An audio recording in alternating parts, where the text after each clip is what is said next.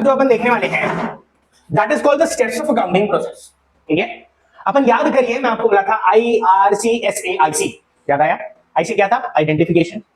Then उसके बाद और कहानी अपन पढ़े थे।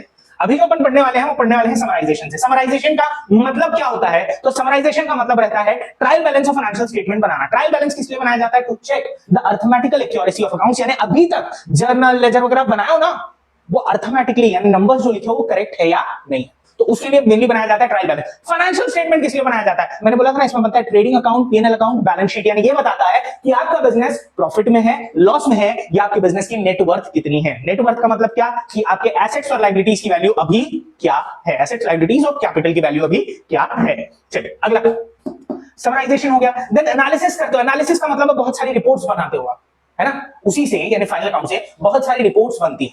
सर रिपोर्ट्स का मतलब, जैसे मान लो एक रिपोर्ट बना रहे हो आप कि मैंने इन्वेस्ट इतना किया था और मैंने कमाया इतना है, ताकि इन्वेस्टर्स को बता पाओ। जैसे मैंने 1 लाख रुपए इन्वेस्ट किया, 25,000 रुपए कमाया, तो इसका मतलब मेरा रिटर्न्स जो आ रहा है वो आ रहा है 25% का। कितना आ रहा है? 25% का। अब ये इंफॉर्मेशन आप सामने वाले को दे सकते हो, हाँ कि ना? पर अगर आप सिर्फ इतना लिख दोगे मैंने कमाया 25,000, 1 लाख रुपए इन्वेस्ट किया था, तो क्या सामने वाला तो समझ पाएगा? हो सकता है ना समझ पाए, इसलिए आपको पूरा डिटेल देना पड़ता है, और इसीलिए आप बनाते हो financial reports and some meaningful conclusions. किधर? एनालिसिस और इंटरप्रिटेशन। जब आप ये काम कर लेते हो तो नेक्स्ट करिए, ऊपर करिए। देन आप ये जब काम कर लेते हो तो कम्युनिकेट करते हो उसको different internal and external users को। अपन बार बार डिस्कस कर चुके हैं इंटरनल यूजर्स कौन है, एक्सटर्नल यूजर्स कौन है। तो चलिए अब आगे बढ़ते हैं, नेक्स्ट की तरफ बढ़ते हैं। अब डिफाइन वाला आ गया है। डिफाइन है बुक कीपिंग, अकाउंटिंग और अकाउंटेंसी। ठीक है, क्या क्या बात करनी है? बुक कीपिंग, अकाउंटिंग और अकाउंटेंसी। सबसे पहले बुक कीपिंग का मतलब क्या रहता है? बुक कीपिंग का मतलब रहता है कि recording the transaction in the books of accounts, यानी जब भी आप, ये सबसे पहले तो अकाउंटिंग का पार्ट है, it is the process of identifying, measuring, recording, classifying the financial transaction. इसका मतलब क्या रहता है? सुनना, एक बुक कीपर रहता है, एक इंसान रहता है जिसको अपन बोलते हैं बुक कीपर। क्या बोलते हैं? Book keeper. ये क्या करता है? रिकॉर्डिंग का पूरा काम करता है। कहां पे?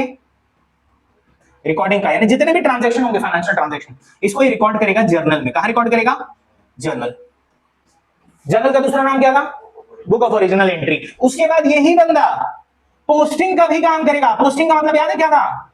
पोस्टिंग में अपन अकाउंट में डालते हैं। अकाउंट का मतलब है कि खाता बनाते हैं। खाता कहां बनाते हैं? कौन सी बुक में? लेजर। लेजर का दूसरा नाम समझ में आ गया?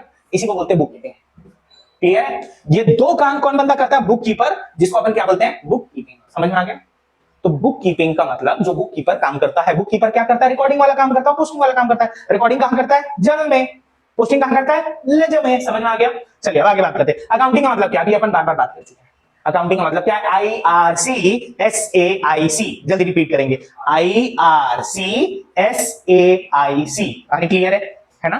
IRCSAIC पिछले में भी अपन बहुत बार रिपीट कर चुके हैं इसको, तो दोबारा रिपीट करने की जरूरत नहीं। आगे बढ़ते हैं, अपन अकाउंटेंसी की बात करते हैं। अकाउंटेंसी का मतलब रहता है जब आपके पास सिस्टमैटिक नॉलेज हो, प्रिंसिपल्स और टेक्निक की, जो अकाउंटिंग में अप्लाई होते हैं। यानी अगर आपके पास अकाउंटिंग की नॉलेज है कि अकाउंटिंग किस तरीके से करते हैं, तो मैं बोलूंगा आपके पास अकाउंटेंसी है। क्या है आपके पास? अकाउंटेंसी।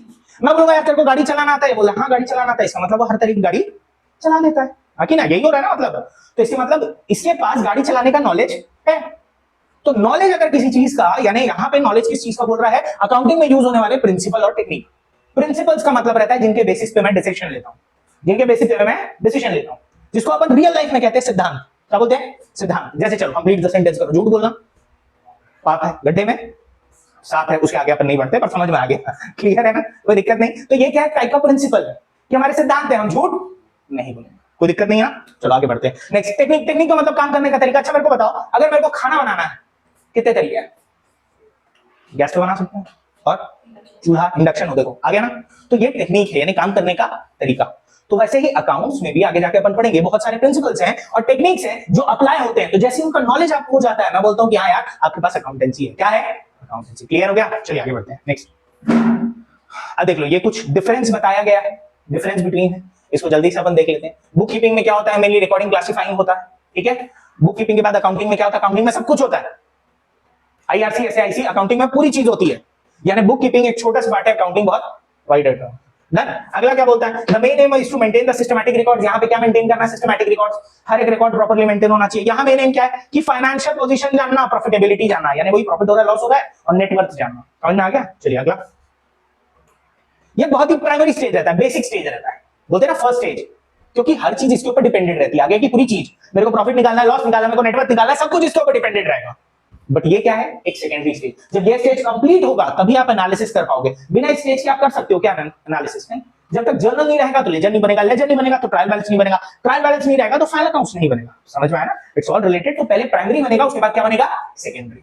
चलिए, nature of job, this job is routine and repetitive. इसका मतलब रहता है डेली बेसिस पे काम होता है इसमें। एक ट्रांजैक्शन हो रहा है, आप डेली रिकॉर्ड कर रहे हो, एक ट्रांजैक्शन हो रहा है, डेली रिकॉर्ड। समझ में आ गया ना? तो इसीलिए बोलते हैं सिस्टमैटिक रिकॉर्ड्स का काम होता है बुककीपिंग। ये जॉब एनालिटिकल है। एनालिटिकल का मतलब डेली बेसिस पे नहीं होता, जब पूरा बन जाता है ना तो आप एनालाइज करते हो। जैसे 1 महीने का, 1 साल का, 6 महीने का, जो भी आपका टाइम पीरियड है, जब वो पूरा बन के तैयार हो जाता है बुक्स, तो फिर आप उससे एनालिसिस करते हो, बैठ के देखते हो, है कि नहीं? जैसे अपन बोलते हैं ना यार कि पूरा 1 साल का जब आप पेपर वगैरह दे देते हो तो लास्ट में एक एनालिसिस होती है आपकी, जिसको किस फॉर्म में आपके सामने प्रेजेंट किया जाता है, रिजल्ट। आप जितना भी एग्जाम, जितना पढ़ाई जो भी किए हो, उसका एनालिसिस आपको किसमें मिलता है, रिजल्ट में, कि भाई इसमें मेरे इतने नंबर आए, इसमें मेरे इतने कम थे, ये ज्यादा थे। समझ में आया ना? बस वही वाली बात है। चलो, लेवल ऑफ स्किल, स्किल किस लेवल की चाहिए? तो book keeping does not require special skill. इसमें कोई एकदम स्पेशल स्किल की जरूरत नहीं है। ऐसा नहीं कि एकदम वेल क्वालिफाइड, एकदम जबरदस्त होना चाहिए, स्पेशलाइजेशन होना नहीं, भाई कोई भी इंसान पढ़ के कर सकता है। पर यहां होता है it requires specialised skill to analyse so it is perform by senior staff. यानी सीनियर स्टाफ के द्वारा होता है, ये किसके द्वारा होता है, जूनियर स्टाफ के द्वारा। डन? यानी यहां पे वो जो अपन पढ़े ना ट्रेडिंग, पीएनएल, बैलेंस शीट, वो कौन बनाता है? ज्यादातर सीनियर स्टाफ। ये कौन बनाता है? Junior staff. समझ में आ गया? कोई दिक्कत नहीं? बढ़िया, आगे। अब ये कुछ एडवांटेजेस दिए हुए हैं, अपन ऑलरेडी एक बार पढ़ चुके हैं एडवांटेजेस को, कि नहीं पढ़े? एडवांटेजेस नहीं पढ़े? चलो एक बार बता देता हूं फिर भी। Advantages of accountancy. एडवांटेजेस का मतलब क्या रहता है पहले तो what do you mean by advantages? फायदे, एग्जैक्टली, फायदे। अकाउंटिंग के फायदे क्या है कुछ तो होंगे ना। पहला बोलता है provide information about financial performance. ये पूरी इंफॉर्मेशन देता है किसके बारे में? फाइनेंशियल परफॉर्मेंस, यानी आपका बिजनेस कैसा कर रहा है, परफॉर्म। आप जो पैसा डाले वो बढ़ रहा है कि नहीं बढ़ रहा है, इसके बारे में पूरा जानकारी देता है क्या? अकाउंट। समझ में आया? चलो, बोलता है account provides factual information about the financial performance during a given period of time, like profit earned, loss incurred over period and financial position at a particular point of time. Done? अगला, provide assistance to the management. Management की मदद करता है planning वगैरह करने में, decisions लेने में कि मेरे को क्या करना चाहिए, क्या नहीं करना चाहिए। जैसे मैंने एक एग्जांपल दिया था कि भैया अगर मान लीजिए मेरे को ऑलरेडी लॉस हो रहा है, तो क्या मैनेजमेंट इस जगह सोचेगी कि वो और बिजनेस को बढ़ाए? हैं? पता चला मैं डोमिनोज का फ्रेंचाइजी ले लिया हूं, भिलाई में खोल दिया, कोई नहीं खरीद रहा है, सब गाली देके जा रहे, क्या बना रहा है? और मैं बोल रहा हूं दुर्ग में भी खोल देता हूं, तो दोनों जगह से गाली खाऊंगा मैं, दोनों जगह का लॉस उठाऊंगा, तो गलत है ना यार? समझ में आ रहा है नहीं आ रहा है? चल क्लियर। तो इसको बोलते हैं provide assistance to the management, और अकाउंट्स आपको डिसीजन लेने में मदद करता है। चलिए आगे। Facilitates comparative study. अब आप इसमें क्या कर सकते हो? कंपैरिजन कर सकते हो, या तो खुद से या तो दूसरों से। खुद से कैसे? अरे मेरे पिछले साल का प्रॉफिट इतना था, मेरे साल का प्रॉफिट इतना, मेरे पिछले साल का नेटवर्थ इतना था, मेरे पिछले साल का नेटवर्थ मतलब अभी का नेटवर्थ इतना है। दूसरों से भी कंपेयर कर सकते हो, तेरा प्रॉफिट इतना 1 करोड़, मेरा 5 करोड़, हाँ जीत गया।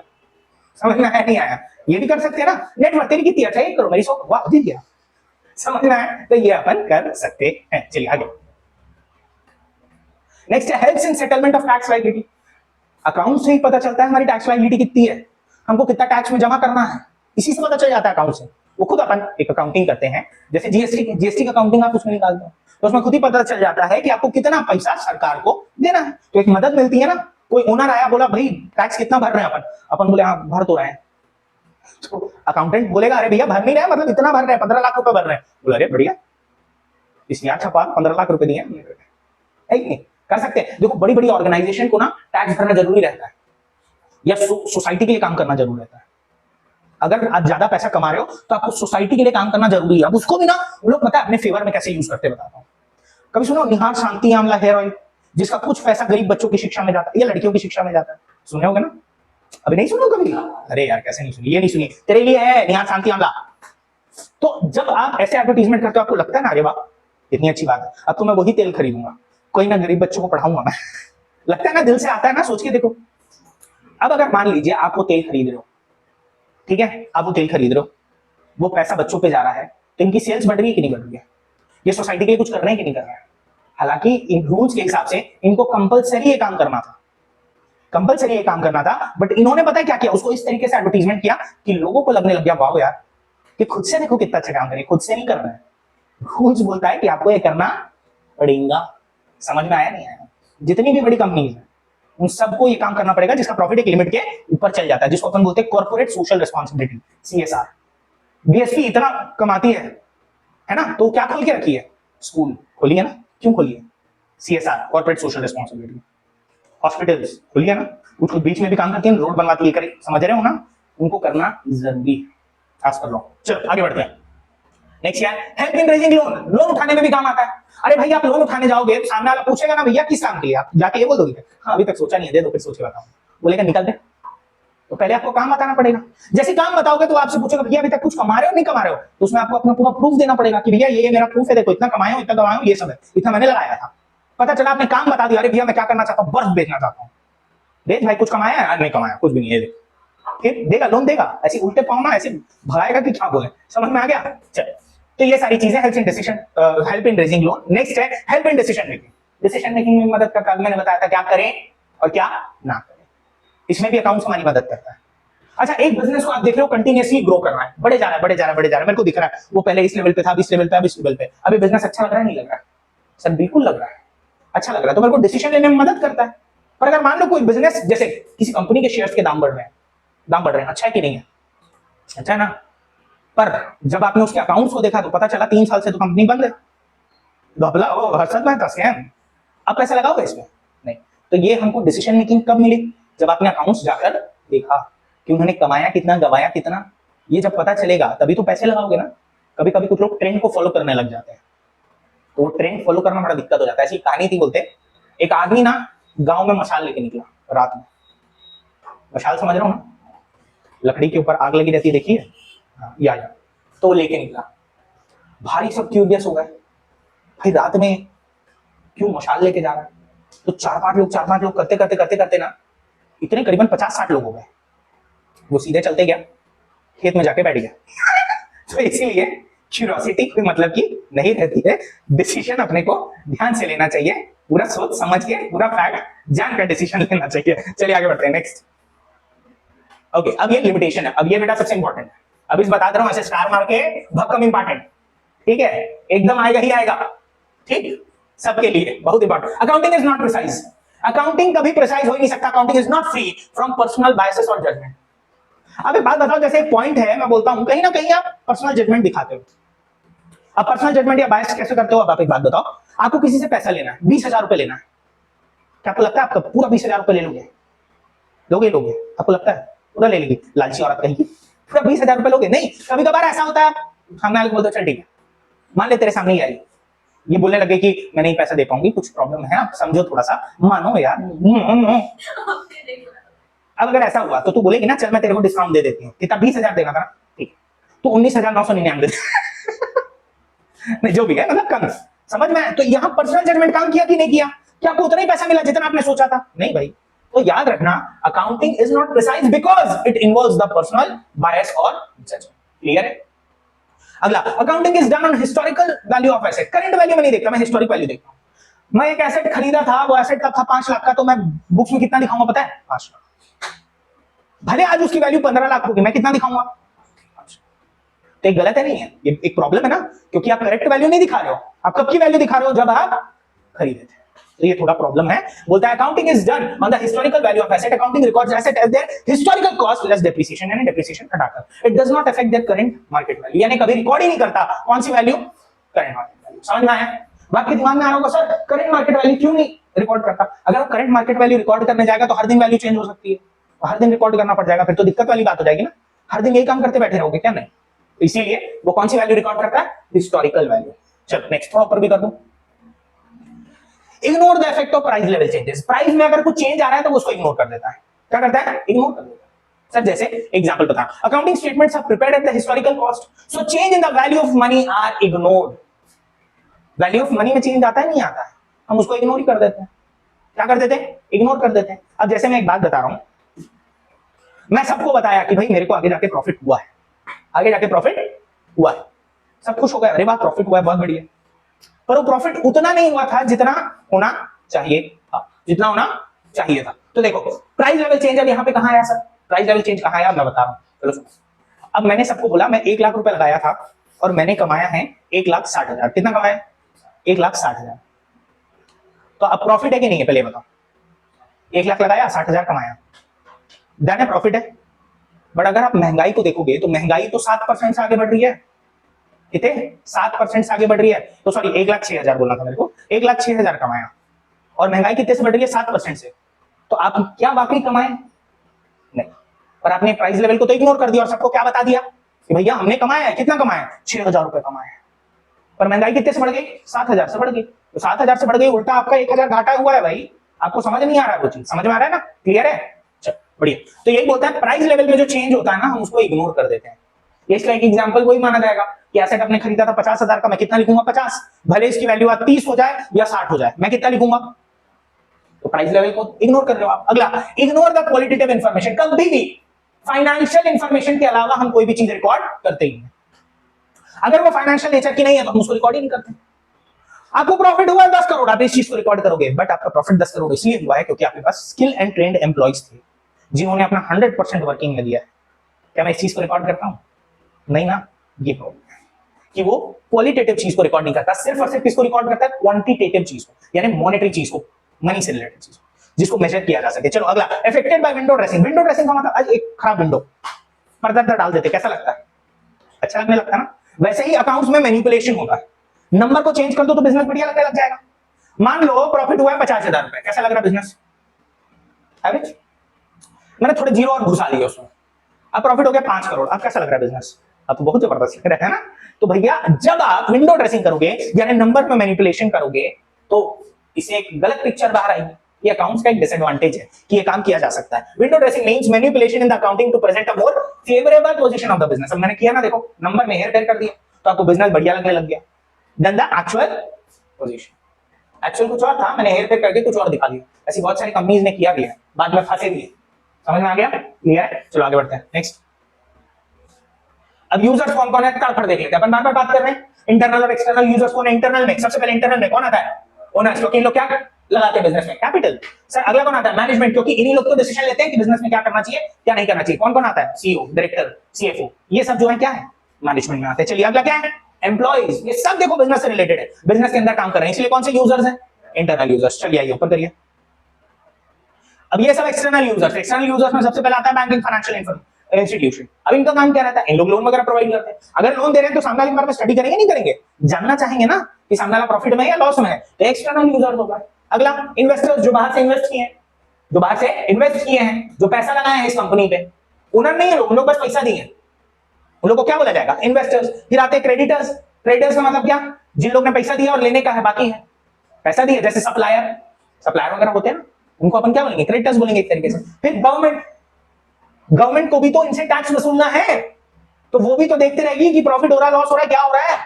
ये सब एक्सटर्नल वो है यूजर्स है। रिसर्चर, कि आप पहले कहां पे थे अब कहां है, बड़े बड़े बिजनेस में, बड़े बड़े इंस्टीट्यूशंस में बिजनेस के बारे में पढ़ाया जाता है। अच्छा कभी सुनो डब्बा वाला?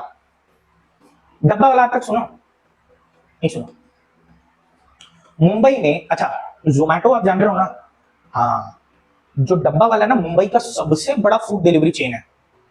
वो लोग जितने भी एम्प्लॉइज वहां काम करते हैं, जितने भी एम्प्लॉइज, उन सबको घर पे, ट्रेन पे, ऑफिस पे होममेड कुक्ड प्रोडक्ट ले जाके देते हैं। मतलब एक जगह से उठाते हैं दूसरी जगह लेकर जाते हैं, डिलीवर करते हैं, और आज तक उनसे कोई भी गलती नहीं हुई। तो उनका जो बिजनेस मॉडल है वो आईआईएम अहमदाबाद और ये सब जगह पढ़ाया जाता है। इवन ऑक्सफोर्ड तक में इनका लेक्चर है कि कैसे इनका बिजनेस इतना सक्सेसफुल है, डिस्कस किए जाते हैं कि क्या कर रहे हैं भाई ये जो इतना सक्सेसफुल बिजनेस चल रहा है। ठीक है, तो रिसर्चर्स लोग क्या करते हैं, ये सब के बारे में जानकारी लेते हैं, बाद में बच्चों को बताते हैं कि भैया देखो ऐसे सक्सेसफुल बिजनेस क्रिएट किए जाते हैं। समझ में आया? चलिए आगे। कंज्यूमर्स, अब कंज्यूमर्स को भी तो मतलब है कि आपकी कंपनी कैसी है। अच्छा एक बात बताओ, अभी ये है ना, कौन सा फोन चला रहा है? एप्पल। अगर मान लो लॉस में जा रही है, लॉस में जा रही है, तो चार लोग इसको गरियाते हैं ना कभी, क्या मोबाइल चला रहा है, लॉस में जा रही है। अब जैसे आप देखो वो फोन एक लावा आइरिस है ना, लावा का फोन आता है ना आइरिस, तो पूछ रहा है उसको, नहीं कंपनी लॉस में। माइक्रोमैक्स एक समय बैंकर चलता था, आज कोई पूछ रहा है? समझ? तो कंज्यूमर भी इंटरेस्टेड रहते हैं कि प्रॉफिट हो रहा है या लॉस हो रहा है। समझ में आया नहीं आया? तो लोगों को भी जान डिटेल चाहिए रहती है। चलिए नेक्स्ट करिए। अब क्या बोलता है? Qualitative characteristics are the attributes of accounting information which enhances understandability and usefulness. देखो क्वालिटेटिव इंफॉर्मेशन क्या क्या प्रोवाइड होता है ये बता रहा है, यानी क्वालिटी तौर पे जो अकाउंटिंग इंफॉर्मेशन है वो आपको क्या क्या चीजें देती है। रिलायबिलिटी, इसका मतलब जो भी इंफॉर्मेशन मैं दे रहा हूं वो रिलायबल है, यानी सही है ना, कोई भी कई कई बातों में कल्पना झूठ ये सब नहीं है। होता है ना डिस्क्लेमर, देखे ही होंगे, दिखाएगा चित्र में, कहीं कहीं बातें काल्पनिक है, इसका जीवित है मृत व्यक्ति से कोई रिश्ता एवं नाता नहीं है, तो शक्तिमान बन के पेड़ से ना कूद जाए, इधर उधर से ना कूद। बच्चे को दिखाया जाता था, याद है ना, अपन शक्तिमान देखते थे तो उससे पहले, क्योंकि 2-3 तो भाग से कूद ही गए थे शक्तिमान बचाने आएगा बोल के, है ना, नीचे जाके झपा गए। ठीक, अगला रेलेवेंस। क्या कर रहे हैं? रेलेवेंस। रेलेवेंस का मतलब रहता है कि सही इंफॉर्मेशन मिलनी चाहिए, यानी मेरे काम की इंफॉर्मेशन मेरे को मिलनी चाहिए। अब काम की इंफॉर्मेशन तो मिलती है ना भाई, मेरे को ये बोला कि यार उस कंपनी में ना इन्वेस्ट करना चाहिए नहीं करना चाहिए, ये बताओ। करना चाहिए नहीं करना चाहिए, उसको क्या जानना है कि भैया मैं कंपनी में इन्वेस्ट करूं कि नहीं करूं। मैं उसको बता रहा हूं यार तो चेन्नई सुपर किंग्स जो खेली हो, क्या कोई लेना देना है? कोई लेना देना नहीं है भाई। तो यही बोलना चाहता है कि रेलेवेंट इंफॉर्मेशन मिलनी चाहिए, तो अकाउंट उसको रेलेवेंट इंफॉर्मेशन देता है, जो उसके काम की इंफॉर्मेशन है वो उसको पहुंचाता है, इधर उधर का इंफॉर्मेशन नहीं देता। अगला क्या है? अंडरस्टैंडेबिलिटी। अकाउंटिंग इंफॉर्मेशन इस तरीके से डिजाइन होती है कि एक लेमैन भी समझ जाए कि हाँ भैया ये चीज है। अगर मैं आपको सिर्फ रॉ डेटा दे दूंगा जिससे कोई चीज निकाली ना गई हो तो आप समझ ही नहीं पाओगे, आप कोई चीज जान ही नहीं पाओगे। अब जैसे मैं बोला 1 लाख रुपए आप लगाए थे, 10,000 रुपए आप कमाए हो, अब कुछ आप निकाल पा रहे हो, इसे जान पा रहे हो नहीं। पर अगर मैं ये बोलूं आपने 1 लाख रुपए लगाया था, 10,000 आपने कमाया, जिसका मतलब है 10% प्रॉफिट आपने अर्न किया है अपने इन्वेस्टमेंट पे, तो अगर आप और ज्यादा लगाते तो और ज्यादा कमाते। क्लियर है? अब कुछ समझ में आया, मेरे को सेंस बन गया कि मैंने 10% के हिसाब से कमाया, इसका मतलब मैं अगर 2 लाख रुपए लगाता तो मैं कितना कमाता? 20,000 कमाता। तो देखो ये अंडरस्टैंडिंग बन गई नहीं बन गई? तो ये बोलता है कि अंडरस्टैंडेबिलिटी रहती है। फिर अगला कंपेरेबिलिटी भी रहती है कि नहीं, कि आप कंपेयर कर सकते हो। तो ये भी एक कौन सा फैक्टर है? Qualitative factor. क्या कंपेयर कर सकते हो अपनी इंफॉर्मेशन, खुद के साथ कंपेयर कर सकते हो कि पिछला मैं कैसा था अब मैं कैसा हूं, या तो किसी दूसरे के साथ कि तेरा कितना था और मेरा कितना है। समझ में आ गया ना? ये भी काम कर सकते हो। तो this are the qualitative characteristics of accounting information. तो कभी अगर पूछे एक क्वालिटेटिव कैरेक्टरिस्टिक्स क्या है, क्वालिटेटिव चीजों को रिकॉर्ड नहीं करता बट उसमें क्वालिटेटिव कैरेक्टरिस्टिक्स हैं। क्वालिटेटिव चीजों को रिकॉर्ड नहीं करता पर ये क्वालिटेटिव कैरेक्टरिस्टिक्स हैं, यानी नंबर्स ही बता रहा है वो भी आपको, बट उसमें भी आपका क्वालिटेटिव फायदा हो रहा है। क्या फायदा हो रहा है? क्वालिटेटिव फायदा आपको हो रहा है, पर मैं क्वालिटेटिव चीजें रिकॉर्ड नहीं करता। चलो आगे बढ़ते। अब सिस्टम ऑफ अकाउंटिंग जैसे अपन बात किए, सिस्टम ऑफ अकाउंटिंग कितना होता है? 2 तरीके के सिस्टम होते हैं, एक डबल एंट्री सिस्टम, एक सिंगल एंट्री सिस्टम। मेजरली जो चलता है डबल एंट्री सिस्टम चल रहा है। डबल एंट्री सिस्टम क्या बोलता है? एक होगा डेबिट, एक होगा, अच्छा डेबिट कौन से टर्म से है वो? डेबियो, डेबिटो, ऐसा याद है? उसका मतलब क्या होता है? Owed to the proprietor. इसका मतलब जितना प्रोप्राइटर को मिलने वाला है। फिर अपन बात किए थे क्रेडिट, क्रेडिट का मतलब वो क्रेडियो या क्रेडो, क्रेडिटो या क्रेडो से आया है। उसका मतलब क्या होता है? Owed by the proprietor. इसका मतलब जो प्रोप्राइटर को देना है, यानी डेबिट का मतलब जो प्रोप्राइटर को मिलने वाला है, क्रेडिट का मतलब जो प्रोप्राइटर को देना है। पुराने समय में है ना, कब वो फादर ऑफ अकाउंटिंग कौन थे? लुका पेशियोली। किस ईयर में वो निकाले थे बुक को? 1494 में डबल एंट्री का एक तरीके से उन्होंने बात की थी। चलिए, तो बोला जाता है 2 सिस्टम है, डबल एंट्री और सिंगल एंट्री। ऊपर कर देते हैं जल्दी थोड़ा। बोलता है पहला double entry system. The double entry system is based on the dual aspect principle. अभी डुअल एस्पेक्ट आगे जाके अपन डिस्कस करेंगे। मैंने बोला था ना बहुत सारे प्रिंसिपल और टेक्निक है। अब ये प्रिंसिपल क्या बोलता है पहले सुन लो। Every transaction has 2 aspect. हर ट्रांजैक्शन के कितने एस्पेक्ट होंगे? 2। एक डेबिट, एक क्रेडिट। एक डेबिट और एक credit. This system of accounting recognises and records both the aspect of the transaction. ये रिकॉग्नाइज करेगा कि 2 एस्पेक्ट है, यानी 2 चीजें, मिनिमम कितनी चीजें एक ट्रांजैक्शन में होंगी? 2। उन दोनों को रिकॉग्नाइज भी करेगा और क्या करेगा? रिकॉर्ड भी करेगा। जैसे अपन बात किए थे ना यार, फर्नीचर अगर अपन खरीद रहे हैं तो हमारे पास क्या है? फर्नीचर। पर जहां हमारे पास से क्या है? कैश। तो दोनों चीजों को रिकॉर्ड कर रहे हैं। समझ में आया? चलिए अगला सिंगल एंट्री सिस्टम। अब ये बहुत अच्छे से सुनना, सिंगल एंट्री सिस्टम क्या होता है? Under this system both aspect are not recorded for all the transaction, यानी दोनों चीजों को मैं रिकॉर्ड नहीं करता। दोनों चीजों को मैं रिकॉर्ड नहीं करता। क्या बोलता है? Either only one aspect is recorded और both the aspect are not recorded for all the transactions, यानी या तो कभी एक ही एस्पेक्ट रिकॉर्ड होगा या तो दोनों ही नहीं होगा। ऐसा भी होता है सिंगल एंट्री। सर दोनों ही होगा तो फिर लिख के क्या करेंगे? होगा कुछ होता है वो आगे जाके अपन बात करेंगे, अभी नहीं। बट इतना समझ में आया, डबल एंट्री में दोनों एस्पेक्ट रिकॉर्ड होता है, यानी डेबिट और क्रेडिट दोनों रिकॉर्ड होता है। सिंगल एंट्री में या तो एक या तो कुछ भी नहीं, है ना। सिंगल एंट्री सिस्टम में या तो एक या तो कुछ भी नहीं। डबल एंट्री में दोनों, पहला डेबिट, दूसरा, और ये हर बार दोनों क्या रहेंगे? इक्वल। ध्यान रखना इस चीज का। चलिए आगे, चलो यहां तक हो गया, समझ में आया अच्छे से? टाइम कितना हो गया बेटा बता दो? 43। चलो पहले इतना बताओ, इतने में क्लियर रखेंगे। अभी अपन क्या क्या बात कर लिए ऊपर ऊपर एक बार डिस्कस कर लेते हैं। सबसे पहले अपन बात की अकाउंटिंग क्या होता है। अकाउंटिंग मतलब IRC SAIC, याद रहेगा? एकदम याद हो गया, घुटा गया।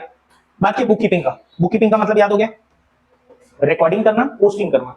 ये दोनों काम किसके अंदर आता है? Book keeping. कौन सा स्टाफ करता है? जूनियर की सीनियर? जूनियर स्टाफ करता है। अच्छा, अगला जो है वो है अकाउंटेंसी। इसका मतलब क्या रहता है?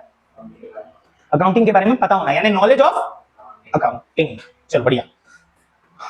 फिर उसके बाद अकाउंटिंग का काम कौन सा स्टाफ करता है, सीनियर की जूनियर? सीनियर स्टाफ करता है, ठीक है। अगला फिर अपन बात किए कि मेरिट्स क्या है, कंपेरेबिलिटी है, वो सब दुनिया भर का बात किया। अच्छा एक बात बताओ, अकाउंटिंग जो है वो क्वालिटेटिव चीजों को रिकॉर्ड करता है कि क्वांटिटेटिव चीजों को? क्वांटिटेटिव चीजों को ही रिकॉर्ड करता है, क्वालिटेटिव चीजों को बिल्कुल भी रिकॉर्ड नहीं करता। क्लियर है यहां तक अच्छे से? कोई भी डाउट है क्या? नहीं ना? आज के लिए थ्योरी में इतना ही करते हैं।